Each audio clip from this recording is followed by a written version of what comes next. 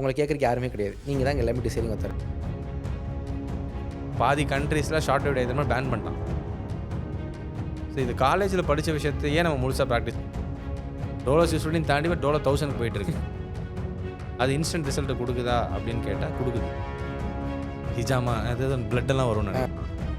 தெரப்பின்றது வந்து getting treated physically. உண்மை தானே? வெறும் சானிடைசர் வச்சு தொடச்சிட்டு பேஷண்ட்டுக்கு தெரியாது, நிறைய பேஷண்ட் தெரியாது. நான் வந்து கைரோ ப்ராக்டிக் படிக்கிறேன் அப்படின்னு படித்தா யூஸ் இல்லை.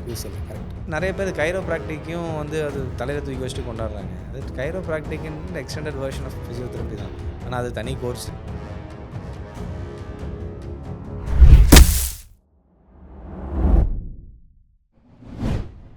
இதுக்கு வேண்டிய ஒரு விஷயமா இருக்குது சார். இப்போ நீங்கள் கிளினிக்கில் ப்ராக்டிஸ் பண்ணுறீங்க அப்படிங்கிறப்போ உங்களை கேட்குறக்கு யாருமே கிடையாது. நீங்கள் தான் எல்லாமே டிசைனிங் அத்தாரிட்டி. இப்போ ஜென்ரிக்காக எல்லாத்தோட மைண்ட் செட் எப்படி இருக்குது அப்படின்னா, இந்த கைண்ட் ஆஃப் ட்ரீட்மெண்ட் தான் ஃபாலோ பண்ணுவோம், இந்த கைண்ட் ஆஃப் ட்ரீட்மெண்ட் லைக் எக்ஸசைஸில் தான் ட்ரீட் பண்ணுவோம், நாங்கள் வந்து ட்ரை நீலிங்கில் ட்ரீட் பண்ணுவோம், கைரோவில் ட்ரீட் பண்ணுவோம், டேப்பிங்கில் ட்ரீட் பண்ணுவோம். இப்படி நம்பர் ஆஃப் லைக் ஒரு டைவர்சிஃபைடாக இருக்குது எல்லா விஷயமுமே. பட் ஸ்டில் நம்ம எதை பண்ணுறோங்கிறது ஒரு விஷயம் இருக்குது. பட் இந்த ஒரு ப்ராக்டிஸ் எப்படி நீங்கள் பார்க்குறீங்க? Like how it is like அது ஃபிசியோதெரப்பிக்கு எந்த அளவுக்கு அஸ் அ டீமாக இம்ப்ரூவ் ஆகிறதுக்கு எந்த அளவுக்கு ஹெல்ப் பண்ணுது, இப்போ டைவர்சிஃபைடாக பார்க்குறது? ஸோ ஃபர்ஸ்ட்டு ஃபிசியோதெரபிஸ்ட் அப்படின்னு நம்ம எடுத்துக்கிட்டோம் அப்படின்னா அவங்களோட டூல்ஸ் டு ட்ரீட் அப்படின்னு ஒன்று இருக்குது இல்லையா? அதில் ஃபர்ஸ்ட் அண்ட் பேசிக் அந்த மோஸ்ட் இம்பார்ட்டன்ட் டூல் வந்து எக்ஸசைஸ் தான். கரெக்ட். சரிங்களா? அதான் நம்ம செகண்ட் இயர்லேயே படிக்கிறோம். எக்ஸசைஸ் தெரப்பி தான் எக்ஸசைஸ் தெரப்பி தான் வந்து ஃபர்ஸ்ட் அண்ட் ஃபார்மோஸ்ட் டூல். இந்த எக்ஸசைஸ் தெரப்பின்னு சொன்னோன்னே நல்லா நோட் பண்ணி பாருங்கள். நம்ம we had suspension therapy in our college. We studied about hydrotherapy. எத்தனை பேர்த்துனால சஸ்பென்ஷன் தெரப்பியும் ஹைட்ரோதெரப்பியும் கிளினிக்கில் உட்காந்து ப்ராக்டிஸ் பண்ண முடியும்? முடியாது. சரி, அதுக்கு விட்டுடலாம். மேட் எக்ஸசைஸ் இருக்குது. எத்தனை பேர்த்துக்கு மேட் எக்ஸசைஸில் ரீஹேப் போர்டை வச்சு நம்ம ப்ராக்டிஸ் பண்ணியிருக்கோம்? இந்த எலிமினேட்டர் கிராவிட்டியிலேருந்து நான் எலிமினேட்டர் கிராவிட்டியிலேருந்து நம்ம வந்து அகெயின்ஸ்ட் கிராவிட்டி கொண்டு வந்து அகெயின்ஸ்ட் கிராவிட்டிலேருந்து இதெல்லாம் நம்ம டெக்ஸ்ட் புக்கில் இருக்குது. கரெக்ட். நம்ம ப்ராக்டிஸ் பண்ணுறோமா? இல்லை. அடுத்து வரேன்.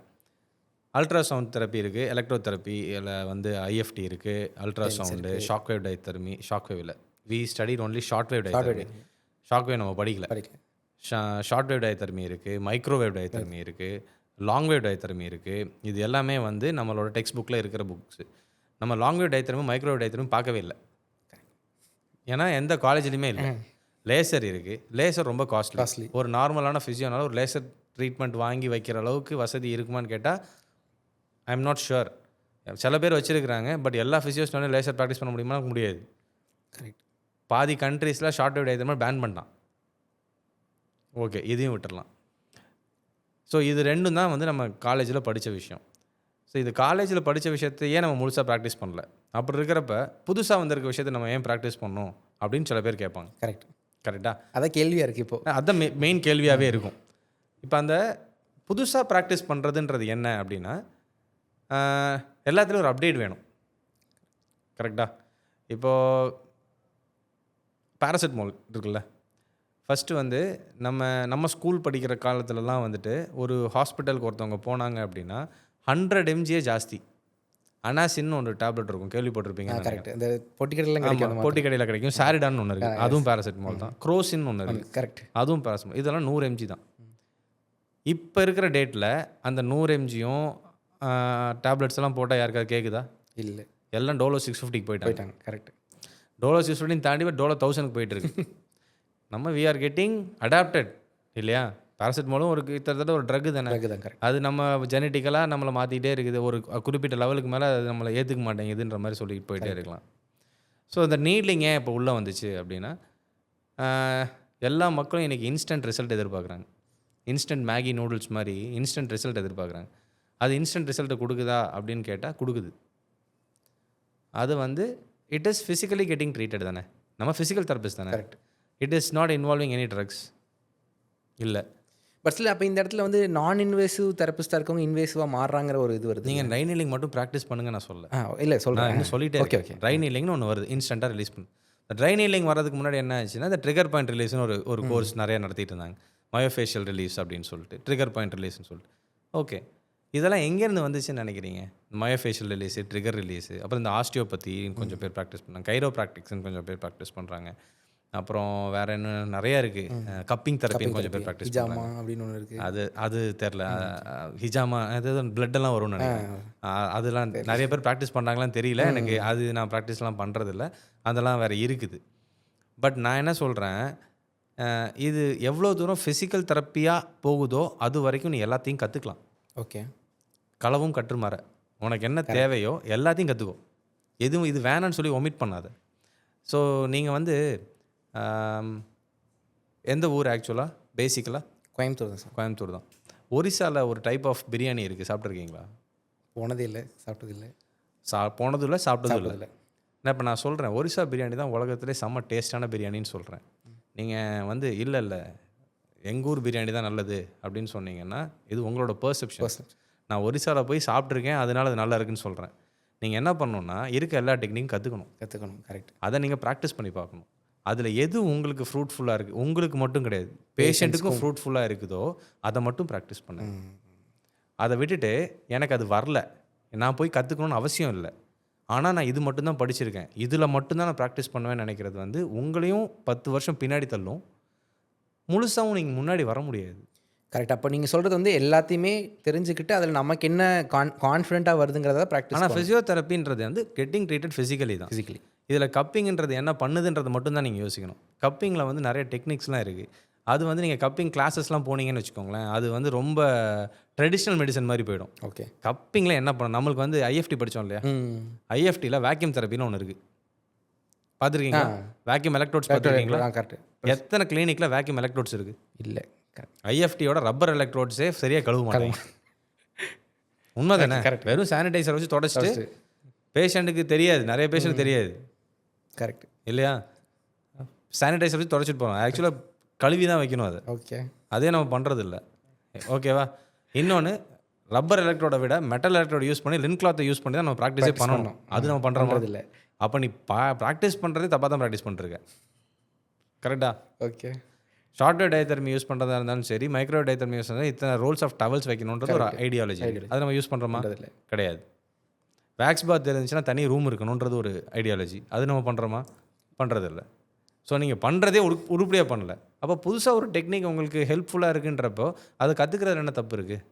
கரெக்ட். ஆனால் ஆக்சுவலி இப்போ இந்த வேக்யூம் தெரப்பி நான் சொல்ல வந்தேன் இல்லையா, இந்த வேக்யூம் தெரப்பியில் வந்து அது என்ன பண்ணுது, அந்த எலக்ட்ரோடு வேக்யூம் கிரியேட் பண்ணி அந்த இடத்துல கரண்ட் கொடுக்குது. அப்போது வேக்யூம் கிரியேட் பண்ணால் ஒரு மசிலில் ஒரு ஃபிசியாலஜிக்கல் சேஞ்ச் நடக்குதுன்றது நீங்கள் நம்புறீங்க. கரெக்ட். நான் அந்த ஃபிசியாலஜிக்கல் சேஞ்சை மட்டும் யூஸ் பண்ணி என்னோடய வேக்யூம் தெரப்பிக்கு நான் கப்பை யூஸ் பண்ணுறேன். ஓகே. அண்டர்ஸ்டுட்?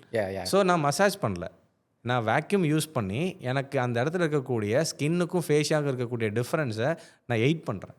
கரெக்ட். ஸோ இதை வந்து நீங்கள் வேக்யூம் கப்பிங் தெரப்பியை எடுத்துக்க வேணாம், நான் கப்பை யூஸ் பண்ணி என்னோடய தெரப்பியை தான் பண்ணுறேன். கரெக்ட். ஆனால் இது வந்து இந்த அளவுக்கான ஒரு அண்டர்ஸ்டாண்டிங் எல்லாருக்குமே இருக்குமான்னு கேட்டால் அது கொஸ்டின் மார்க் தானே சார். இப்போ ஏன்னா எல்லாருக்கும் இருக்கணுன்றது அவசியம் இல்லை, யார் கற்றுக்கணும்னு நினைக்கிறாங்களோ அவங்களுக்கு மட்டும் இருந்தால் போதும். கரெக்ட். இன்னொன்று பேஷண்ட் பெர்ஸ்பெக்டிவ்லையும் இப்போ நிறைய பேஷண்ட்ஸ் வந்து இந்த பர்டிகுலர் ட்ரீட்மெண்ட் இருக்கா, இந்த பர்டிகுலர் இது இருக்கா, ஏன்னா அவங்க எதில் பார்க்குறாங்கிறது செகண்டரி, பட் ஸ்டில் இந்த பர்டிகுலர் ட்ரீட்மெண்ட் இருக்கான்னு கேட்டு வராங்க. அதை சாட்டிஸ்ஃபை பண்ணுறதுக்கும் நம்ம ஒரு சில விஷயங்கள் பண்ண வேண்டியது. என்கிட்ட நிறைய பேஷண்ட் வருவாங்க, நிறைய பேஷண்ட் வந்துட்டு நீங்கள் நீட்லிங் பண்ணுவீங்களா அப்படின்னு. இந்த மாதிரி நீட்லிங் பண்ணுவீங்களான்னு கேட்டு வந்தாங்கன்னா அவங்க நீட்லிங் பண்ண மாட்டேன். டேப்பிங் பண்ணுவீங்களான்னு கேட்டால் தான் உங்களுக்கு டேப்பிங்கே பண்ணக்கூடாதுங்கன்னு சொல்லிடுவேன். ஓகே. இது வந்து என்னென்னா அவங்களுக்கு அப்போ தான் வந்து தன்னோட பிரச்சனை என்னன்றதை அனலைஸ் பண்ண ஆரம்பிப்பாங்க. அவங்க கூகுளில் பார்த்துட்டு வந்து சாட் ஜிபிடியில் பார்த்துட்டு வந்து இதில் இப்படி தான் போட்டிருக்குன்னு சொன்னாங்கன்னா அவங்க சாட் ஜிபிடி பார்த்து ஒரு கிராஜுவேஷனே வாங்கிக்கலாமே. கரெக்ட். நம்ம எதுக்கு உட்காந்து ஒர்க் பண்ணிகிட்டு இருக்கணும்? இப்போ நீங்கள் ஒரு ஹாஸ்பிட்டல் போகிறீங்க, ஒரு டாக்டர்கிட்ட போயிட்டு, அது நிறைய டாக்டர்ஸே என்கிட்ட புலம்பியிருக்கிறாங்க, இவன் வந்து இந்த சர்ஜரியில் இந்த அப்ரோச் பண்ணுவீங்களா அந்த அப்ரோச் பண்ணுவீங்களான்னு கேட்டிருக்காங்க என்கிட்ட அப்படின்வாங்க. ஸோ அது எந்த அளவுக்கு அவங்கள இரிட்டேட் பண்ணுமோ இந்த சேம் லெவல் ஆஃப் இரிட்டேஷன் நம்மளுக்கு வரும், வராமல் இருக்காது. ஸோ அப்போது டிஃப்ரெண்ட் அப்ரோச்சஸ், நம்ம எதில் ஸ்ட்ராங்காக இருக்கோம், கான்ஃபிடண்ட்டாக இருக்கும், நம்ம ரூட் என்ன இருக்குது, எது மூலியமாக போனாலும் நம்ம எதை நோக்கி போகிறோங்கிறது கரெக்டாக இருந்ததுன்னா நம்ம அதை ப்ராக்டிஸ் பண்ணுறது தப்பு இல்லைன்னு சொல்கிறீங்க. ஆமாம். இப்போ நீட்லிங் வந்து நான் நீட்லிங் சப்போர்ட் பண்ணேன், நான் பக்கா நீட்லிங் ப்ராக்டிஷனர். ஓகே. நீட்லிங் வந்த புதுசில் எனக்கு தெரிஞ்சு என் கூட இருந்தவங்களே நிறைய பேர் வந்து இட்ஸ் அன் இன்வேசிவ் டெக்னிக், அது ஃபாலோ பண்ணாதன்னு சொன்னாங்க. ஆனால் அக்குபங்க்சர் இருக்கு இல்லையா, அக்குபங்க்சர் வந்து அது சைனீஸ் மெடிசன், அதுக்கு வந்து ஒரு லிட்ரேச்சர் சப்போர்ட்டுன்னு இருக்கான்னு கேட்டால் எனக்கு தெரியல. ஓகே. எனக்கு எவிடன்ஸ் இருக்கான்னு தெரியல. மெரிடியன் பாயிண்ட்ஸ்ன்றாங்க, அந்த மெரிடியன் பாயிண்ட்ஸ்னால் என்ன பாயிண்ட்ஸ்ன்றது இட்ஸ் ஹைப்போதெட்டிக்கல் பாயிண்ட்ஸ் தான் அது. ம். ஏதோ ஒரு இடத்துல குத்துவாங்க, Correct. சரியாகுது. பட் நான் அந்த மாதிரி பண்ணலையே. ட்ரை நீட்லிங்கில் I am targeting the muscle belly. Muscle பெல்லியில் ஸ்பாசம் இருக்கிறத நான் ஃபீல் பண்ணுறேன். அந்த மசில் ஸ்பாசம் கம்மியாச்சுன்னா பெயின் கம்மியாகுது, கண் கூட பார்க்குறேன். அதை மட்டும் தான் நான் ட்ரீட் பண்ணுறேன். So I am treating what I have studied. நான் ஃபிசியாலஜிலையும் அனாட்டமிலையும் என்ன படித்தனோ அதை தானே நான் ட்ரீட் பண்ணுறேன். நான் புதுசாக எதுவும் நான் வந்து இல்லாத ஒரு இடத்த தேடி பிடிச்சி இந்த பாயிண்டில் போட்டால் இந்த பிரச்சனை சரியாயிரும்ன்ற மாதிரி யோசிச்செல்லாம் நான் பண்ணலையே. Correct, exactly. இப்போ அக்குபஞ்சர்ல வந்து இந்த பாயிண்ட்ல இது பண்ணா நமக்கு இது லைக் இன்டர்னல் ப்ராப்ளம்ஸ் நம்ம இந்த சால்வ் அம்பிளிகஸ் கிட்ட ஒரு பாயிண்ட்ல குத்துனா வந்துட்டு தூக்கம் வரும் அப்படின்னுவாங்க. காலு கிட்ட ஒரு பாயிண்ட்ல கொடுத்தா தலைவலி சரியாதுன்றாங்க. அது சரி ஆகலாம். நான் வந்து அவங்களை கிண்டல் பண்ணல. அது அவங்களோட ட்ரெடிஷ்னல் மெடிசனு, அது ஃபாலோ பண்ணிட்டு இருக்கிறாங்க. எனக்கு அதை பற்றி கவலையும் இல்லை. ஏன்னா அதுக்கு நான் கற்றுக்கல. கரெக்ட். எனக்கு தேவை நான் ப்ராக்டிஸ் பண்ணுறது ட்ரை நீட்லிங்கு. ட்ரை நீட்லிங்கில் டிஎம்ஜே டிஸ்ஃபங்க்ஷன் இருக்கிறப்ப சைகோமேட்டிகஸ் மேஜர்லையும் மெசிட்டர்லையும் நீட்லிங் பண்ணால் ஜாயிண்ட் ஓப்பன் ஆகுது. Pre and post test values என்கிட்ட இருக்குது. கரெக்ட். அதை நான் ட்ரீட் பண்ணுறேன். நிறையா டென்டிஸ்ட்டே எனக்கிட்ட பேஷண்ட்ஸ் ரெஃபர் பண்ணியிருக்கிறாங்க. இந்த மாதிரி டிஎம்ஜே போஸ்ட் ரூட் கெனால் பண்ணி சில பேருக்கு டிஎம்ஜே டைட்னஸ்லாம் வந்திருக்கு. ஸோ அவங்கள ட்ரீட் பண்ணுறதுக்கு நான் போய் ட்ரீட் பண்ணியிருக்கேன். மெயிட்லேண்ட் மொபிலைசேஷன் நம்ம எல்லாருமே படிச்சிருக்கோம். டிஎம்ஜே ஜாயிண்ட்டுக்கு யாராவது பண்ணுறாங்களா? நம்ம படித்ததே ப்ராக்டிஸ் பண்ணாதப்போ ஏன் புதுசாக படிக்க வேணான்னு சொல்கிறீங்க? கரெக்ட். ஸோ அப்போ அது ஆல்ரெடி சொன்னதா, இப்போ நம்ம என்ன லைக் எண்ட் ரிசல்ட் எதுக்காக ஃபோக்கஸ் பண்ணுறோங்கிறது தான் மேட்ரை தாண்டி எந்த ரூட்டில் போகிறோங்கிறது இப்போ மேட்ரு கிடையவே கிடையாது. ஓகே. அதே மாதிரி சார் இப்போ கிளினிக்கில் இப்போ புதுசாக நிறையா இது ஏன் இந்த கேள்வி முக்கியமாக கேட்குறேன், ஃபிசியோதெரபிஸ்ட்டை டார்கெட் பண்ணுறதை தாண்டி முடிச்சுட்டு வரக்கூடிய ஜூனியர் ஃபிசியோதெரபிஸ்ட்டுக்கு வந்து என்ன பண்ணுறது, என்ன ஒவ்வொருத்தவங்க ஒவ்வொன்று சொல்கிறாங்க, நம்ம எதுக்குள்ளே போகிறதுங்கிற ஒரு கன்ஃபியூஷன் வருது. இப்போ நம்ம கிளினிக்லையும் கண்டிப்பாக லைக் ஸ்டூடெண்ட்ஸ் இருக்காங்க, லைக் இன்டர்ன்ஷிப் மாதிரி வராங்க, ஒர்க் பண்ணுறவங்களும் இருக்காங்க. ஸோ இப்போ அந்த ஜூனியர் ஃபிசியோதெரபிஸ்ட்டு கிட்ட நீங்கள் பார்க்கக்கூடிய ப்ளஸ் அண்ட் மைனஸ் என்னவாக இருக்குங்க சார்? ஜூனியர் ஃபிசியோஸ்ன்னு சொல்கிறப்போ நான் வந்து இந்த கடைசி ஒரு 5 வருஷத்தை எடுத்துக்கலாம். 5 வருஷம் இல்லை, ஒரு 3 வருஷத்தை எடுத்துக்கலாம். ஓகே. ஏன்னா இந்த கோவிடுக்கு அப்புறம் வெளில வரவங்க அப்படி வச்சுக்கலாம். ஓகே. இந்த கோவிடுக்கு அப்புறம் வெளில வரவங்களுக்கு நிஜமாகவே சொன்னால் மந்து சுட்ட மாதிரி தான் சுற்றுறாங்க. என்னென்னா அவங்களுக்கு வந்து ஒரு ஐடியாவே இல்லை. எல்லாம் ஆன்லைன்லேயே படிச்சுட்டாங்க. அவங்க எத்தனை பேஷண்ட் கிளினிக்கல் போஸ்டிங்கில் பார்த்துருப்பாங்கன்னு தெரியல. நேராக அவங்க ஃபஸ்ட்டு டைம் பேஷண்ட் பார்க்குறத இன்டர்ன்ஷிப்பில் தான் பார்க்குறாங்க. ஸோ அவங்கள பொறுத்த வரைக்கும் முடித்தோமா, ஒரு ஹாஸ்பிட்டலில் போய் வேலை பார்த்தோமா, மாதம் மாதம் சம்பளம் வாங்கினோமா, எக்ஸ்ட்ரா வேணும்னா 2 பிசி எக்ஸ்ட்ரா பார்த்தோமா அப்படின்றது மட்டும்தான் இருக்குது. ஸோ அவங்களுக்கு வந்து ஒரு ஒரு ஒரு ஒரு டெஸ்டினேஷன்றதே இல்லை. நான் என்ன சொல்கிறேன், நீங்கள் அந்த மாதிரிலாம் போன மாதிரி இருந்துச்சுன்னா நீங்கள் இது ஒரு ப்ரொஃபஷனல் கோர்ஸாகவே அங்கே யாருமே பார்க்குறதில்ல. அது ஒரு மிகப்பெரிய ஒரு ட்ராபேக். இந்த ப்ரொஃபஷனல் கோர்ஸை பார்த்தவங்க மட்டும்தான் யாருன்னு பார்த்தீங்கன்னா, தப்பாக எடுத்துக்காதீங்க, 90s கிட்ஸ் மட்டும்தான். ஓகே. ஃபிசியோதெரப்பியை ஒரு ப்ரொஃபஷனல் கோர்ஸாக இதில் படித்தா நாங்கள் பெரிய ஆள் ஆகலாம், நம்மளுக்கு இது இது வந்து நம்மளோட தனி ப்ரொஃபஷன் அப்படின்னு சொல்லி நீங்கள் நல்லா நோட் பண்ணி பார்த்தீங்கன்னா 2004 நான் ஜாயின் பண்ணேன். 2004 ஜாயின் பண்ணப்போ நான் சொன்ன மாதிரி பிபிடினா என்னன்னு தெரியாமல் தான் ஜாயின் பண்ணேன். அப்போ இருந்து மிகப்பெரிய ஃபிசியோஸ் எல்லாம் யாருன்னு பார்த்தீங்க அப்படின்னா காலேஜ் ப்ரொஃபஸர்ஸ் தான். கரெக்ட். அவங்களுக்கு தான் நிறைய சம்பளம் இருக்கும். ஹாஸ்பிட்டலில் அன்றைக்கி டேட்டில் 2005 2007 நான் கிளினிக்கல் போஸ்டிங் போயிருக்கிறப்ப அன்றைக்கி இருந்த சம்பளம் 4500 ரூபா. காலையில் 9 மணிலேருந்து சாயந்தரம் 7 மணி வரைக்கும் வேலை பார்த்தா just 4500 rupees salary. That too for a professional course? That too for a professional course, of course. அவ்வளோதான் இருந்துச்சு நம்ம மரியாதை. இப்போது இது வந்து நான் யாருக்கு சொல்கிறேன் அப்படின்னா வித் 4 or 5 years எக்ஸ்பீரியன்ஸ் இருக்கவங்களுக்கு. ஓகே. ஃப்ரெஷருக்கு கிடையாது. ஃப்ரெஷர் அங்கே எடுக்கவே மாட்டாங்க. இப்போது ஃப்ரெஷருக்கு பிபிடி முடிச்சுட்டு கங்கா ஹாஸ்பிட்டலில் ஜாயின் பண்ணுறாங்க அப்படின்னா அவங்களுக்கு பேசிக் 20,000 சேலரி இருக்குது. இது எங்கேருந்து வந்துச்சு? எல்லாம் எனக்கு முன்னாடி முடிச்சுட்டு போனவங்க, எங்களோட குரூப்பு. நான் ஒன்றும் பண்ணல பெருசாக. ப்ரொஃபஷனுக்காண்டி நான் என்ன பண்ணேன்னு கேட்டால் நான் ஒன்றுமே பண்ணல. என்னோடய பேட்சில் இருந்தவங்க, எனக்கு முன்னாடி சீனியர்ஸ், வேறு காலேஜில் இருந்தவங்க, தமிழ்நாடு ஃபுல்லாகவே நிறைய உழைச்சிருக்காங்க. அந்த இடத்த மாற்றிருக்கிறாங்க. அந்த பேஷண்ட்டோட பர்செப்ஷனே சேஞ்ச் ஆகிருக்கு. முன்னாடி காலத்தில் நான் சீன் ஹாஸ்பிட்டலே பார்த்துருக்கேன். நம்ம போய் ஒரு 2 கேள்வி கேட்குறதுக்குள்ளார பேஷண்ட்டே சொல்லுவாங்க, எதுக்கு இதை தான் கேட்குறீங்க, அந்த சீட்டில் தான் இருக்குல்ல, அதை பண்ணிட்டு போங்க அப்படின்வாங்க. இன்டர்ன்ஷிப்பில் நான் ஃபீல் பண்ண விஷயம். நம்ம ஒரு ஆர்வ கோளாறில் கேட்போம், உங்களுக்கு எப்போ இருந்து இந்த வலி வந்துச்சு, எதனால் இந்த வலி வந்துச்சுன்னா கேட்போம். கேட்க ஆரம்பிக்கிறப்பே சொல்லுவாங்க, எதுக்குப்பா அதெல்லாம் கேட்குற, வாப்பா போப்பான்னு தான் பேசுவாங்க, சாருன்னு கூட வராது. ஆக்சுவலாக நீங்கள் இன்டர்ன்ஷிப் பண்ணிட்டு இன்டர்ன்ஷிப் பண்ணிட்டு பேஷன்ஸ். பேஷன்ஸே ஓகே. எதுக்குப்பா அதெல்லாம் கேட்குற, அது என்ன எழுதியிருக்கோ அது மட்டும் பண்ணுப்பான்றாங்க. ஸோ இந்த மாதிரி ஹியூமிலியேஷன்லாம் தாண்டி உங்களுக்குன்னு ஒரு ஒரு அடையாளத்தை ஏற்படுத்தணும்னா all you have to do is increase your knowledge. Okay.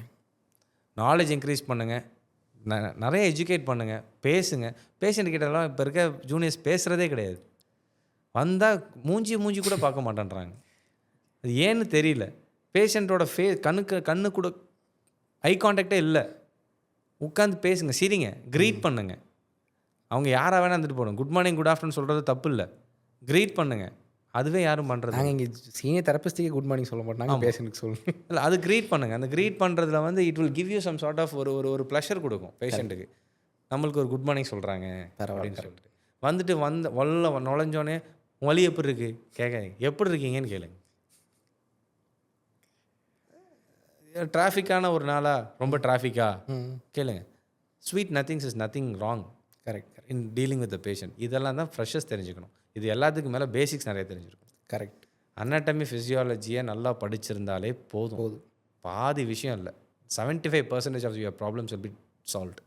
S, exactly. Anatomy and physiology first year. Obviously anatomy physiology படிக்காமல் அதில் ஒப்பேத்தி பாஸ் ஆகிட்டு நான் வந்து நீட்லிங் படிக்கிறேன், நான் வந்து ஆஸ்டியோபதி படிக்கிறேன், நான் வந்து கைரோப்ராக்டிக் படிக்கிறேன் அப்படின்னு படித்தா யூஸ் இல்லை. கரெக்ட். நிறைய பேர் கைரோப்ராக்டிக்கையும் வந்து அது தலையில் தூக்கி வச்சுட்டு கொண்டாடுறாங்க. அது கைரோப்ராக்டிக்னு எக்ஸ்டெண்டட் வெர்ஷன் ஆஃப் ஃபிசியோதெரப்பி தான். ஆனால் அது தனி கோர்ஸு. மைட்லாண்ட் படிச்சிருக்கோம். 5th கிரேட் என்ன, ஹை வெலாசிட்டி டெஸ்ட், அதுதானே கைரோப்ராக்டில் பண்ணுறாங்க. கரெக்ட். இங்கே நிறைய பேர் வந்து கைரோப்ராக்ட் ஃபிசியோதெரபிஸ்ட் பண்ணக்கூடாதுன்னு சொல்லி சுற்றிட்டு இருக்காங்க. நான் சிம்பிளாக சொல்லுவேன், நான் கைரோப்ராக்ட் பண்ணலப்பா, நான் மைட்லாண்ட் டெக்னிக் தான்ப்பா பண்ணுறேன். கரெக்ட். ஆக்சுவலாக இது உண்மையாகவே ஒரு பெரிய ஒரு என்ன சொல்கிற ஐ ஓப்பனிங் மாதிரி எனக்கே ஃபீல் ஆகுது. ஆமாம், நான் மைட்லாண்ட் டெக்னிக் தான்ப்பா பண்ணுறேன். கரெக்ட். நீங்கள் கைரோப்ராக்டின்னு எதை வச்சு சொல்கிறேன்? நான் போட்டிருக்கேன் நான் chiropractic to be to make you sure I am a certified chiropractor. Okay. To make it clear, நான் வந்து படிக்கலான்னு சொல்லலை, படிச்சிருக்கேன். I do have my certification. அது த்ரஸ்ட்டுன்னு ஒரு குரூப்லேருந்து வந்து இட்டாலியிலேருந்து வந்து கிளாஸ் எடுத்துகிட்டு போனாங்க. ஓகே. அப்போது படிக்கணும், எதையுமே வேணான்னு சொல்லக்கூடாது, படி. அதில் அவன் நிறைய விஷயம் சொல்லி கொடுத்தான், நான் அதெல்லாம் ஃபாலோ பண்ணலையே. எனக்கு எது தேவையோ அதை மட்டும் தான் எடுத்துக்கிட்டேன். திரும்பவும் இந்த இடத்துல நம்ம எண்ட் ரிசல்ட் எதுக்காக ஒர்க் பண்ணுறோங்கிறது தான் முக்கியம். எப்படி போகிறோங்க, களவும் கற்று மாற எல்லாத்தையும் கற்றுக்கோ. உனக்கு என்ன தேவையோ அதை மட்டும் யூஸ் பண்ணு. எக்ஸாக்ட்லி. எத்தனை பேருக்கு ஸ்ட்ரென்த் அண்ட் கண்டிஷனிங்கோட ஐடியா இருக்கும் ஃபிசியோஸில்? குவாட்ரிசெப் ஸ்ட்ரென்த்னா அந்த ஐசோமெட்ரிக் குவாட்ரிசெப்பையும் ஹைட் நீ எக்ஸ்டென்ஷன் தவிர அடுத்த எக்ஸசைஸ் என்னென்னா தெரியாது. ஒரு ஒரு பாட்டிக்கு வலிக்குதுன்றாங்க, ஹோம் விசிட் போகிற 2 நாள் எக்ஸசைஸ் சமாளிப்பேன். ஹை சிட்டிங் நீ எக்ஸ்டென்ஷனையும் எஸ்எல்ஆர் டீச் பண்ணுவீங்க, அப்புறம் இன்னொன்று என்ன ஐசோமெட்ரிக் குவாட்ஸ் டீச் பண்ணுவீங்க. அதுக்கப்புறம் 2 நாளைக்கு அப்புறம் தெரியாது என்ன பண்ணுறதுன்னு தெரில. அப்புறம் தெரபேண்டு, சரி தெரபேண்ட் இல்லைப்பா, தெரபேண்ட்னால அந்த பாட்டிக்கு பண்ண முடியல. அடுத்த என்ன பிளாங்கை நிற்கக்கூடாது. கரெக்ட். அப்போ நீ என்ன தெரிஞ்சிருக்கணும், வெயிட் பேரிங் எக்ஸசைஸ்னால் என்ன, எப்போ நீ வெயிட் பேரிங் கொடுக்கணும், எப்போ வெயிட் பேரிங் கொடுக்கக்கூடாது, வெயிட் பேரிங் கொடுக்குறனால ஆஸ்டியோபோரோசிஸ் என்ன நடக்குது, ஒரு பாட்டிக்கு வெயிட் பேரிங் கொடுக்கலாமா, பிஎஃப்ஓஏ இருக்கா, வெறும் டிபியல் ஃபெமரல் ஓஏ மட்டும்தானா, வேல்கஸ் ஸ்ட்ரெஸ் இருக்கா, வேரஸ் ஸ்ட்ரெஸ் இருக்கா, இது எல்லாத்தையும் தெரிஞ்சுக்கிட்டு அவங்களுக்கு எக்ஸசைஸ் கொடுத்தனா தான் அந்த எக்ஸசைஸ்க்கான வேலிடிட்டி. சும்மா ஒரு சீட்டை வச்சுக்கிட்டு, அந்த சீட்டெல்லாம் எதுக்கு கொடுக்குறாங்கன்னா, ஹாஸ்பிட்டல் நிறைய பேர் இந்த சீட் வச்சுருப்பாங்க. கரெக்ட். படமாக போட்டு இந்த ஹோம் ப்ரோக்ராம் டிக்கெல்லாம் பண்ணி இது போய் வீட்டில் பண்ணிட்டு வாங்கன்னு சொல்லி கொடுப்பாங்க.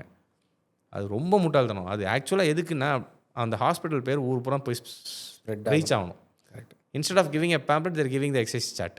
Okay sir. ஆனால் இப்போது இந்த இடத்துல ஸ்டூடெண்ட் வந்து இப்போது நீங்கள் இவ்வளோ டீட்டெயிலாக சொல்கிறீங்க, பட் முடிச்சு வர ஃப்ரெஷரால் இவ்வளோ ஸ்ட்ராங்காக பேச முடியுமா?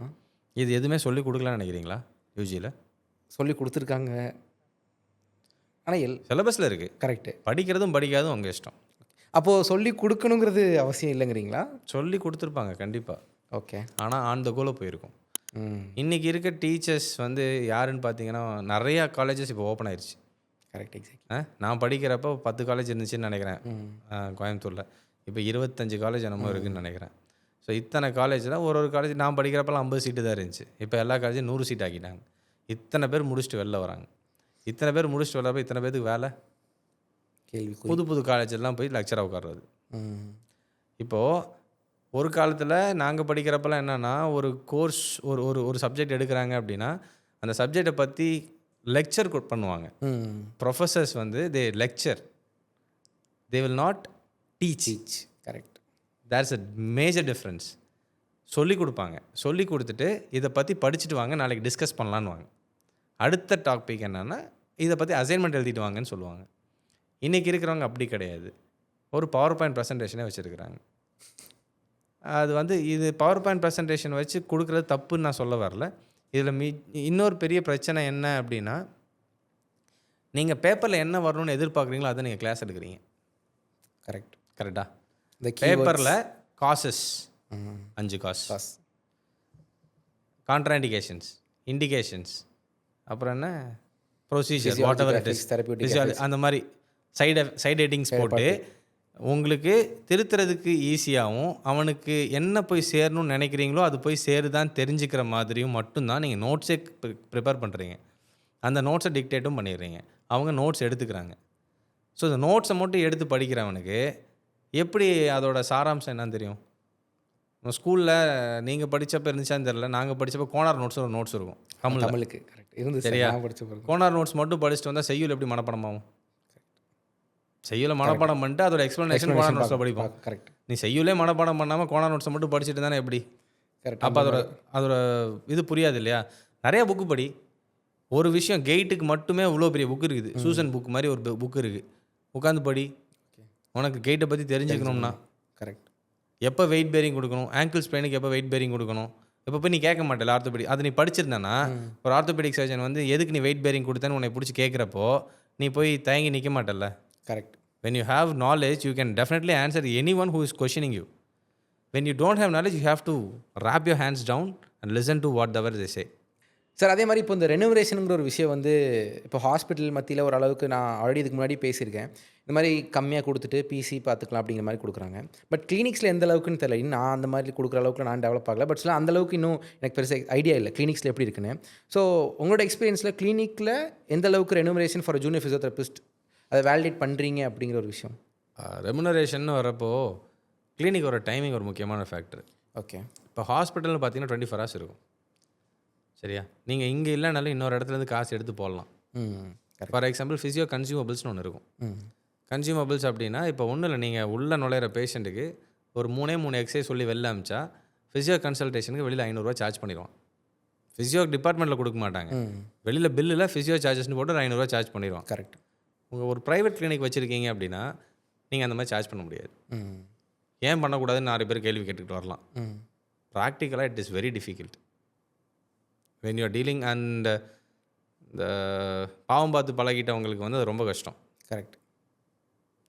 கொஞ்சம் டவுன் ரோடனாக இருப்பாங்க, அவங்களுக்கு போயிட்டு நான் கண்டிப்பாக நான் இது பண்ணுறேன் அது பண்ணுறேன்னு சொல்லிட்டு நிறைய எக்ஸசைஸ்லாம் டீச் பண்ணி அப்படி இப்படி பேசி அவங்கள்ட்ட நான் சார்ஜ் பண்ணுன்றது அவசியம் கிடையாது. இது பண்ணுங்கள் சரியாயிரும் அப்படின்னு சொல்லி அனுப்பிச்சிடலாம். ஓகே. அண்ட் மோர் ஓவர் ஒரே ஒரு எக்ஸசைஸ் மட்டுமே சொல்லி கொடுத்த காலம்லாம் இருக்குது. நீ வந்தால் ஒரு 10 எக்ஸசைஸ் சொல்லி கொடுத்து அனுப்பணும்னு அவசியம் கிடையாது.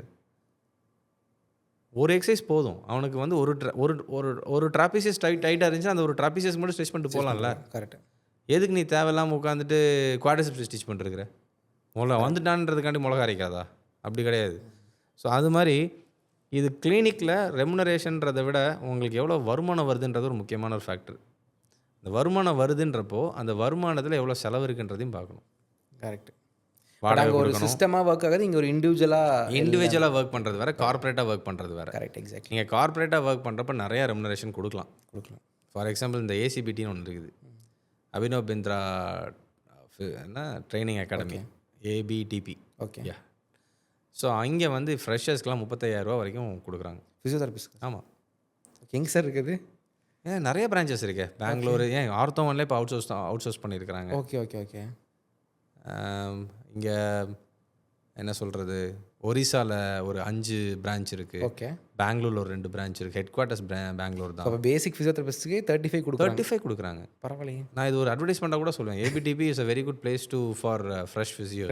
எனக்கே ஃபஸ்ட் டைம் கேட்குறேன். ஆமாம், நல்ல பேக்கேஜ், சரியான பேக்கேஜ் இருக்கும். And Abhinav Bindra is a gold medal winning Olympian. So அவர் பண்ணியிருக்காரு ஒன்லி ஃபார் அத்லெட்ஸ்க்காக ஸ்போர்ட்ஸ் ஃபிசியோதெரப்பியை நல்லா வெளியில் கொண்டு வந்து கோடிக்கணக்கில் இன்வெஸ்ட் பண்ணியிருக்கிறாரு. கோடிக்கணக்கில் வந்துட்டு அந்த மெஷின்ஸோட இன்வெஸ்ட்மெண்ட்லாம் பயங்கரமாக இருக்கும். Balance machine, biomechanical analysis, strength training machines எல்லாம் அவ்வளோ டாப் கிளாஸாக இருக்கும். ஓகே. எல்லாமே இருக்குது. ஸ்விம்மிங் பூல்லேருந்து இட் இஸ் பக்கா எக்யூப்டு. ஓகே. அந்த இடத்துல நீங்கள் போனீங்கன்னா நிறைய விஷயம் கற்றுக்கலாம். சரியா? என்னோட கேள்வி என்னென்னா, இந்த டிமார்ட் வந்ததுக்கப்புறம் மளிகை கடைலாம் போயிடுச்சு இல்லையா? கரெக்ட். பெரிய பெரிய மால்ஸ் வந்ததுக்கப்புறம் பெட்டி கடையெல்லாம் போயிடுச்சு. ஷோரூம்ஸ்லாம் காலி. இந்த மாதிரி ஏபிடிபி மாதிரி பெரிய பெரிய கார்ப்பரேட் ஃபிசியோ செட்டப்லாம் வந்துருச்சுன்னா நாளைக்கு ஃபிசியோ கிளினிக்ஸே எல்லாம் போயிடுமா என்ன? எவ்வளோ தான் இன்வெஸ்ட் பண்ண முடியும்? கரெக்ட். இப்போது இவங்க இன்வெஸ்ட் பண்ணுறாங்க அப்படின்னா இது எந்த லெவலுக்கு இங்கே போகிறவங்க எல்லாமே எலைட் பிளேயர்ஸ் தான். ஒரு மாதத்துக்கு 10,000 12,000 வரைக்கும் பேக்கேஜஸ் இருக்கும் சும்மா ஜென்ரல் ஸ்ட்ரென்த் அண்ட் கண்டிஷனிங்க்கு. இது மாரி உங்களுக்கு ஃபோக்கஸ்டாக பண்ணணும் அப்படின்னா 55,000 வரைக்கும் சார்ஜ் பண்ணுறாங்க பெர் மந்த். இது கார்ப்பரேட் பாலிசி. ஓகே. நம்ம ஊரில் ஹாஸ்டலில் தங்கி படிக்கிற ஒரு ஃபுட்பால் பிளேயரு எனக்கு காலில் இன்ஜுரி ஆயிடுச்சுன்னா எனக்கு ரீஹேப் பண்ணணும்னு உங்கள் கிளினிக் வரான். 54,000 போட முடியுமா? அவனால் 500 தர முடியாது. கரெக்ட். அவனுக்கு அடுத்த வேறு ஹாஸ்டல் சாப்பாட்டுக்கு அவங்க அப்பா வீட்டிலேருந்து காசு அனுப்புனா தான் உண்டு. அவனுக்கு அதுக்காக அவனுக்கு doesn't he deserve to be a player? Correct. So அந்த மாதிரி யோசித்து நீங்கள் ட்ரெயின் பண்ணுறீங்க அப்படின்னா it is well and good that you don't look at the remuneration. But still இப்போது நம்ம கிளினிக்கில் இப்போ ஒரு கிளினிக்கில் நம்ம ஒரு ஃபிசியோதெரபிஸ்ட் ஹையர் பண்ணுறோங்கிறப்போ அவங்களும் இதே மாதிரி கன்சர்ன்டாக இருக்கணும்னு நம்ம எதிர்பார்க்கலாமா?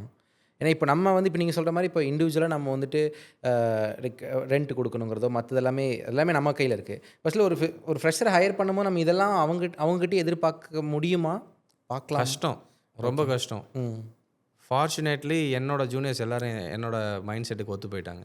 பரவாயில்ல. ஸோ அதான் இந்த மாதிரி டீம் அமையிறது ரொம்ப கஷ்டம். ஏன்னா நான் சம்டைம்ஸ் வெளியில் போயிடுவேன். நான் கிளினிக்கில் இருக்க மாட்டேன். அவங்க பார்த்துருப்பாங்க. பார்த்துட்டு நம்பர் ஆஃப் பேஷண்ட்ஸ் பார்த்தீங்கன்னா ஒரு 10-12 இருக்கும். சார்ஜஸ் பார்த்தீங்கன்னா ஒரு 5 பேர் தான் வாங்கியிருப்பாங்க சம்டைம்ஸ். என்னம்மா அப்படின்னா, சார் அவங்கெல்லாம் கொஞ்சம் பாவம் சார், விட்டோம் சார் அப்படின்வாங்க. ஓகே. ஒரு பாட்டி வந்தாங்க சார், அவங்க ரொம்ப கஷ்டப்படுறவங்க சார், அந்த மாதிரி சொல்லுவாங்க. It's nothing wrong in treating free. Yes, exactly. So ஆனால் இப்போது நம்ம நாலேஜுங்கிறதெல்லாம் ஒரு பக்கம் இருந்தாலும் இந்த மாதிரியான குவாலிட்டி நம்ம டெவலப் பண்ண வேண்டியது இருக்குது ஆஸ் அ ஃபிசியோதெரபிஸ்ட். ஏன்னா நம்ம சர்வீஸ் ஓரியன்டட் ப்ரொஃபஷன். அதை நான் இன்சிஸ்ட் பண்ண மாட்டேன். Okay. It's up to your own thought process. Humanity cannot be pushed. Correct. அது உனக்கா தோணுச்சுன்னா நீ ஃப்ரீயாக பாரு. நான் நீ பாரு ஃப்ரீயாக பாருன்னா சொல்கிறதுக்கு நான் பெரிய புத்தன்லாம் கிடையாது. நானும் காசு வாங்க தான் போகிறேன். கரெக்ட். எனக்கு வேணான்னு தோன்றவங்கள்ட்ட நான் வாங்குறதில்ல. மற்றபடிக்கு எனக்கு நார்மல் ஃபீஸ் நான் வாங்கிட்டு தான் இருக்கிறேன். இல்லைன்னுலாம் சொல்ல மாட்டேன். ஸோ எல்லோரும் கேட்கலாம், இவர் இப்படி பேசுகிறாரு, இவர் கிளினிக் போனால் ஃப்ரீயாக பார்ப்பாரு அப்படின்னா, ஃப்ரீயாக பார்க்குறவங்களும் நான் ஃப்ரீயாக தான் பார்த்துட்ருக்கேன். அது எங்கள் வந்தவங்க நிறைய பேருக்கு தெரியும். இட் டிபெண்ட்ஸ் யாருக்குங்கிறது ஒரு கேள்வி இருக்குல்ல. கரெக்ட். யாருக்குன்றதை விட யாருக்காகன்றதும் இருக்குது. கரெக்ட். Okay, fine. ஸோ ஆனால் இப்போ நீங்கள் இவ்வளோ விஷயம் சொன்னப்போ என்னோட out of my personal opinion ஒரு விஷயம் சொல்கிறேன். பட் இந்த அளவுக்கான கிளாரிட்டி கண்டிப்பாக ஒரு ஜூனியர் ஃபிசியோதெரபிஸ்ட்டுக்கு இருக்குது. அதுக்கு ட்ரெயின் பண்ணுறது தான் சீனியர் ஃபிசியோதெரபிஸ்ட் இருக்காங்க. எக்ஸாக்ட்லி, அதான் இப்போ கேட்க வந்தேன். ஸோ அப்போது ஜூனியர் ஃபிசியோதெரபிஸ்ட் மோல்ட் ஆகிறதுக்கு ஜூனியர் ஃபிசியோதெரபிஸ்ட் மட்டுமே காரணம் கிடையாது, ஒரு சீனியர் ஃபிசியோதெரபிஸ்ட்டும் இருக்கணும். அப்போது இந்த சென்ஸில் இப்போ ஃபிசியோதெரப்பி அடுத்த லெவலுக்கு கொண்டு போகணுங்கிற பட்சத்தில் இந்த சீனியர் ஃபிசியோதெரபிஸ்ட் ஹாஸ்பிட்டலில் இந்த அளவுக்கு எஃபெக்டிவாக ஹெல்ப் பண்ண முடியுங்கிறது எனக்கு தெரியல. கிளினிக்கில் ஏதாவது ஒன்று ரெண்டு பேர் ஹெல்ப் பண்ணலாம். அது தனி அடுத்து என்ன ஆப்ஷன் இருக்குங்கிறது தெரியல. பட் ஸ்டில் இப்போ ஒரு ஜூனியர் ஃபிசியோதெரபிஸ்ட் க்ரோ ஆகிறதுக்கு சீனியர் ஃபிசியோதெரபிஸ்டோட இன்வால்மெண்ட்டு தான் ரொம்ப ரொம்ப முக்கியமாக இருக்குது. அப்போ ஜூனியர் ஃபிசியோதெரப்பி எங்கே போகிறது, எப்படி சூஸ் பண்ணுறது? ஏன்னா இந்த ஸ்பேஸில் தான் என்னால் இப்படி க்ரோ ஆக முடியுங்கிறது எப்படி சூஸ் பண்ண முடியும்னு நினைக்கிறீங்க? இந்த ஃபிசியோதெரபிஸ்ட்ன்ற ஒரு வார்த்தைக்கு பதிலாக சிம்பிளாக ஒன்று சொல்கிறேன். இது ஃபிசியோதெரப்பியில் மட்டும் கிடையாது, எல்லா ப்ரொஃபஷனுக்கும் சேர்த்தே சொல்கிறேன். ஒரு ஜூனியர் சீனியர்கிட்ட எப்படி பிஹேவ் பண்ணணும் அப்படின்றத விட சீனியர் ஜூனியர்கிட்ட எப்படி பிஹேவ் பண்ணணும்னு ஒன்று இருக்குது. அது நிறைய பேர் புரிஞ்சுக்கிறதே இல்லை. இப்போ ரீசெண்டாக கூட கோவாவில் ஒரு பெரிய பிரச்சனை நடந்துச்சு.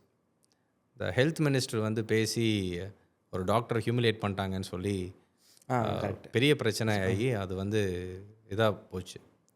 ஆப்வியஸாக அவர் பயங்கரமாக அப்பாலஜிலாம் கேட்டார், ஹெல்த் மினிஸ்டர் அப்பாலஜிலாம் கேட்டார். அது it has been in media for so long. சரியா? அந்த இடத்துல ஹெல்த் மினிஸ்டர் பண்ணது மிகப்பெரிய தப்பு. ஓகே, அவர் சீனியர் தான்.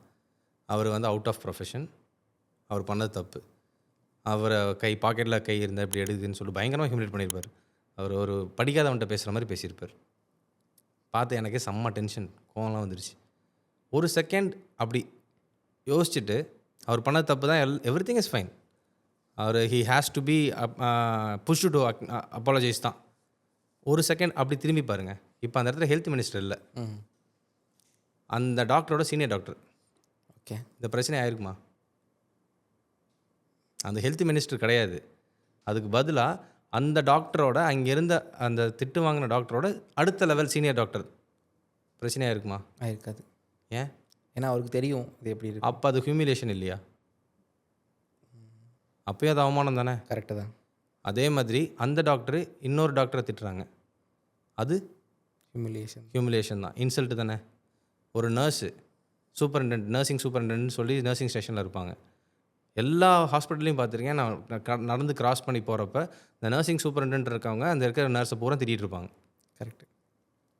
திட்டுங்க, யார் வேணான்னு சொன்னால்? தனியாக கூட்டு போய் திட்ட வேண்டியதானே? நம்ம ப்ரொஃபஷனல் சொல்கிறேன், ஃபிசியோஸையும் சொல்கிறேன்.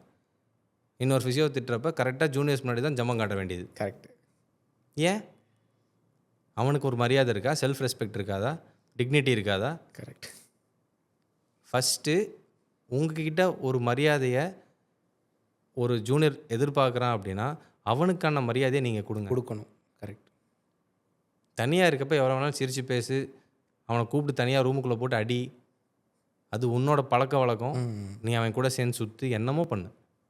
பட் ஒரு 4 பேர் இருக்கிறப்போ, ஒரு பேஷண்ட் இருக்கிறப்போ வாங்க போங்கன்னு பேசு. கரெக்ட். ஜூனியர் தான் இல்லைன்னு சொல்ல, அவனை நீ ஃபஸ்ட்டு வாங்க போங்கன்னு பேசு. ஆட்டோமேட்டிக்காக பிரதர்னு கூப்பிட்றது நிறுத்துவாங்க. ஜூனியர்ஸ் வந்து ஜூனியர்ஸை நீ ஃபஸ்ட்டு ரெஸ்பெக்ட் பண்ணணும். சரியா? நீ ஒருத்தவங்க கிட்ட மென்ஷன் பண்ணுறப்போ நீ வந்து அந்த சாரை போய் பாருங்கள், அங்கே சார் இருந்தாலும் ஜூனியராக இருந்தாலும். கரெக்ட். ஒரு பொண்ணு உங்ககிட்ட வேலை பார்க்குறேன்னா அங்கே ஒரு மேம் இருப்பாங்க, அந்த மேமை போய் பாருங்கள் அப்படின்னு சொல்லணும். அதை விட்டுட்டு அங்கே ஒரு திருப்பா அவர்கிட்ட போய் கேளுங்க அப்படின்னு சொன்னீங்கன்னா உங்களோட மரியாதையும் போகுது, கரெக்ட், அந்த ஜூனியரோட மரியாதையும் போகுது. நாளைக்கு வர்றவங்க என்ன பண்ணுவாங்க? அந்த பொண்ணு தான் தப்பாக சொல்லி கொடுத்துச்சுன்னுவாங்க. கரெக்ட். அந்த பொண்ணு தனியாக தப்பாக சொல்லி கொடுத்துச்சு. நீ என்ன சொல்லி கொடுத்ததையோ அதைத்தான் அந்த பொண்ணு சொல்லி கொடுக்குது. அப்போ அங்கே உனக்கு தப்பான கெட்ட பேர் யாருக்கு வருது? சீனியருக்கு தான் வருது. ஸோ ஃபஸ்ட்டு ரெஸ்பெக்டில் ஆரம்பிக்கணும். நீ ஜூனியர்ஸை ஒழுங்காக ரெஸ்பெக்ட் பண்ணு. 2வது, உனக்கு அந்த ஜூனியர்கிட்ட ஏதாவது பிரச்சனை இருக்கா? ஜூனியர் தப்பு பண்ணிட்டாங்க, எந்த ஜூனியர் தப்பு பண்ணாமலாம் இருக்க மாட்டாங்க. நான் வந்து அப்படியே உத்தம மாதிரி ஃபஸ்ட்டு நாள்லேருந்து கடைசி நாள் வரைக்கும் தப்பு பண்ணாமல் நேர்கோட்டில் நடந்து வந்தேன்லாம் சொல்ல முடியாது. நானும் தப்பு பண்ணியிருக்கேன். சரியா? தப்பு பண்ணிட்டாங்க, அதை அவன் சீனியர் பார்த்துட்டாங்க. Try to correct it by taking them to a separate place. Correct. திட்டுறதுனால நீ பெரிய ஆள் ஆயிட மாட்ட. அதுவும் திட்டுறது 4 பேர்த்துக்கு முன்னாடி திட்டுறதுனால நீ பெரிய ஆள் ஆயிட மாட்ட. தனியாக கூப்பிட்டு பேசு. அதில் உனக்கு என்ன குறைச்சல்? எவ்வளோ டைம் இருக்குது? வீட்டில் உனக்கு 1008 பிரச்சனை இருக்கலாம். அந்த பிரச்சனையெல்லாம் கொண்டு வந்து நீ ஒர்க் பிளேஸில் காட்டணும்னு அவசியம் கிடையாது. ஏன் அதே மாதிரி உன் பேஷண்ட் கிட்ட நீ பேசிடுவியா? ஏன்னா அவங்க தான் காசு கொடுக்கணும், அவங்கள்ட்ட பேச முடியாது. அப்போது உன்கிட்ட காசு வாங்குறதுனால நீ உன் ஜூனியர் எப்படி வேணாலும் பேசுவியா? தப்பு தானே? கரெக்ட். ஸோ அது ரொம்ப முக்கியமான ஒரு பாயிண்ட் நான் எல்லாத்துக்கிட்டையுமே சொல்கிறது.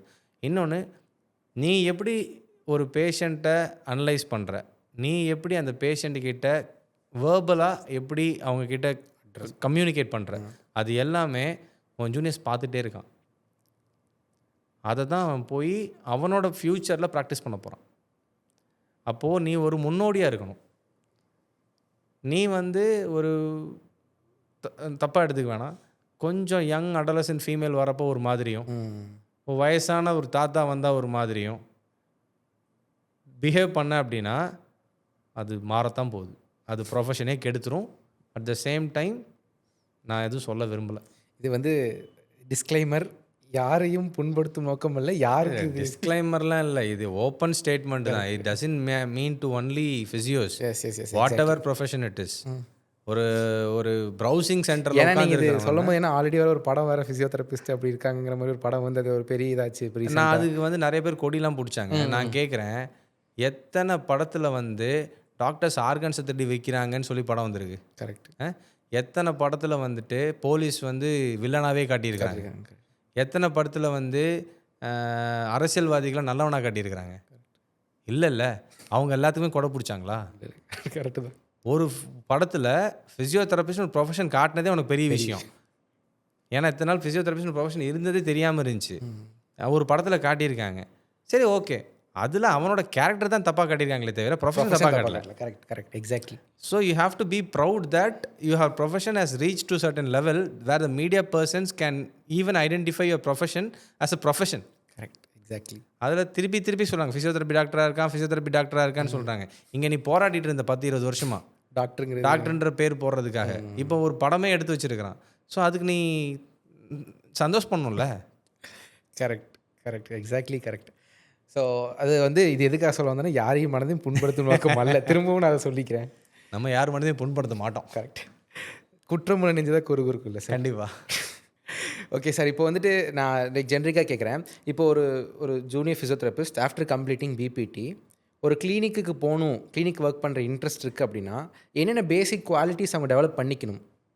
லைக் என்னென்ன இருந்தால் நீங்கள் எடுத்துப்பீங்க, வேலைக்கு எடுத்துப்பீங்க? First listening. Okay. Next observing.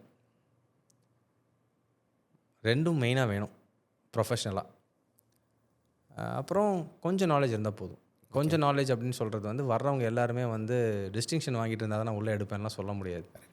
ஏன்னா படிக்கிறப்போ யாரும் வந்து ஹோல் ஹார்ட்டடெல்லாம் படிக்க முடியாது. அதுவும் ப்ரொஃபஷனல் கோர்ஸ் படிக்கிறப்போ நிறையா டீவியேஷன்ஸ் இருக்கும், அஃபேர் இருக்கலாம், கிளாஸ் எடுத்த டீச்சர் பிடிக்காமல் இருக்கலாம், படித்த காலேஜ் பிடிக்காமல் இருக்கலாம். கரெக்ட். எது வேணாலும் இருக்கலாம். முடிச்சுட்டு வெளில வந்துட்டான். He is going to be the bread winner for his family in next few years. So அதுக்கு அவனை எப்படி எக்யூப் பண்ணுறதுக்கு அவன் தயாராக இருக்கிறானா அப்படின்றது மட்டும்தான் நான் பார்ப்பேன். ஓகே. இன்னொன்று ரெடி டு ஒர்க்காக இருக்கணும். மூணாவது ரொம்ப லாஸ்ட் பட் நாட் லீஸ்ட் வந்துட்டு காசுக்கு முக்கியத்துவம் கொடுக்கக்கூடாது. ஓகே. ஏன்னா இது கொஞ்சம் கான்ட்ரவர்ஷியலாக இருக்கும். ஏன்னா நான் வேலை பார்க்குறதே காசுக்காண்டி தான். அப்போ இருக்கப்போ காசுக்கு முக்கியத்துவம் கொடுக்கக்கூடாதுன்னு எப்படி நீங்கள் சொல்லலாம்? இன்னொன்று வேலை பார்க்குறது காசுக்காக தாண்டி அவங்க எல்லாம் இப்போ எப்படி நினச்சிக்கிறாங்கன்னா, நான் இவ்வளோ பணம் போடுறேன், அவ்வளோ எனக்கு ஈல்டு வேணும் அப்படிங்கிற மாதிரி. போடுறதுல இங்கே ஒரு விஷயமே கிடையாது. பணம் போடுறது அப்படின்னா உங்ககிட்ட நிறைய காசு இருக்குன்னா நீ 10 கோடி ரூபாய் கையில் 1 கோடி ரூபாய் இருந்தால் போதும். You will be the best physiotherapist in this Coimbatore. Just 1 கோடி ரூபா இருந்தால் போதும். லைக் வெறும் காசு மட்டும் இருந்தால் போதும். வெறும் காசு மட்டும் இருந்தால் போதும். எப்படி? நீ வந்து டிகிரி கூட முடிச்சிருக்கணும்னு அவசியம் கிடையாது. நீ வந்து கடைசி ஃபைனல் இயர் படிச்சுட்டு இருக்க, ஃபைனல் இயர் கூட படிச்சுக்கோ. நீ வந்து ஒரு 1 கோடி ரூபா கையில் வச்சிருக்க, இன்வெஸ்ட் பண்ணுறதுக்கு ரெடியானா you will be the best physiotherapist amongst any experienced therapist in Coimbatore. In Coimbatore, in Tamil Nadu. எப்படி லைக் நம்ம ஹையர் பண்ணிக்கலாங்கிறீங்களா? அவ்வளோ எக்யூப்மெண்ட்ஸ் இருக்குது. கரெக்ட். ஷாக் வேவ் டயத்தெர்மி 26 லட்ச ரூபா. லேசர் தெரப்பின்னு சொல்லிட்டு ஒன்று இருக்குது, அது ஒரு 30 லட்ச ரூபா.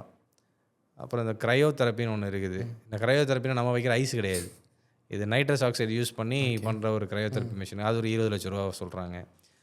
அதுக்கு இல்லாமல் லேசரு, அப்புறம் மேனுப்புலேஷன் கவுச்சு, அதுக்கு லட்சக்கணக்கில் இருக்குது. அப்புறம் இன்டர்மிட்டன்ட் செக்மெண்டல் ட்ராக்ஷன் சொல்லி ஒரு மிஷின் இருக்குது, அது ஒரு எத்தனையோ லட்சம் இருக்குது. இதெல்லாம் போட்டு ஒரு பக்காவான ஒரு இன்டீரியர், பயங்கர பாஷாக ஒரு இன்டீரியர் வச்சுட்டு ஒரு ரிசப்ஷனிஸ்ட்டை ஒரு பொண்ணை மட்டும் ஹையர் பண்ணிவிட்டு உனக்கு அந்த மெஷின் ஆப்ரேட் பண்ணுறது கேட்டலாக் கொடுத்துட்றான். சரியா? நீ வந்து புதுசாக படிக்கணும் கூட அவசியம் இல்லை. அந்த மெஷின் ஆப்ரேட் பண்ணுறது கேட்டலாகும் இருக்குது. எந்தெந்த கண்டிஷன் போட்டால் அதுக்கு எங்கெங்கெல்லாம் கொடுக்கணுன்றதும் அந்த மெஷின்லேயே வந்துடுது. கரெக்டு.